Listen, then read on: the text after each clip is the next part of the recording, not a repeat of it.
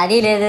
పైగా నా విగ్రహాన్ని కొనడానికి పెళ్లి సంబంధాల్లో పిల్లని చూడడానికి వెళ్ళినట్టు పొలవమను 10 మంది వెళ్తారు. అందులో ఒకడికి ఆ బొమ్మ నచ్చిందని, ఇంకోటికి ఈ బొమ్మ నచ్చిందని. నా కర్మ ఏంటంటే అక్కడ ఉన్నవన్నీ నా బొమ్మలే. మళ్ళీ తీరా 10 మందికి ఒక బొమ్మ నచ్చాక అమ్మేటోడు అలుసుగా తీసుకొని 10,000 15,000 అని బాంబు పేలుస్తాడు. ఎందుకురా బాబు ఇంత రేట్ అంటే కలకత్తా నుంచి తెప్పించాం అంటాడు. నాకు అర్థం కానిది ఏంటంటే ఎక్కడైతే నేను కలకత్తా నుంచి అయితే నాకన్నా మొనగాడు వస్తాడా, అక్కడ కూడా నేనే కదా.